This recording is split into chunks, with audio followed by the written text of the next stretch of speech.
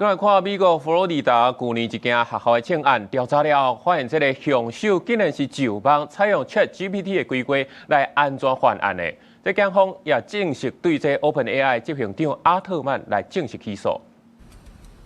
校園外口的空地，藏的攏是學生挨到槍擊案罹難者的火甲字條。去年4月，佛羅里達州立大學發生一宗槍擊案，造成2個人死亡，6個人受傷。檢警在調查的時陣發現，21歲兇手竟然事先透過 ChatGPT 問講校園當時人上濟，使用倒一種槍會當造成上大的傷亡，甚至閣得到若准有兒童傷亡，會有愈濟媒體關注等等的建議。佛州政府決定向 OpenAI 採取法律行動。We recently filed a monumental civil lawsuit against Sam Altman and ChatGPT for endangering our kids and deceiving parents into believing that this application is safe for use.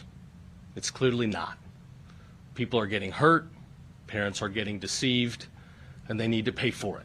這宗訴訟案唔但要求數十億美金的賠償，更加要求法院下令 OpenAI 必須要改變甲少年使用者的互動方式，而且建立安全防護機制，對着網絡安全意識提懸。唔但開始倡導對 AI 監管，各國政府也開始對離校使用社群媒體做出限制。馬來西亞政府對這個月開始禁止16歲以下兒童甲青少年註冊社群媒體帳號。Because we also understand that you cannot cut internet and the idea of social media and everything away from them totally, because it's part and parcel of today's life. So they must be able to navigate it at least a little bit, but not full access. No, very limited and monitored.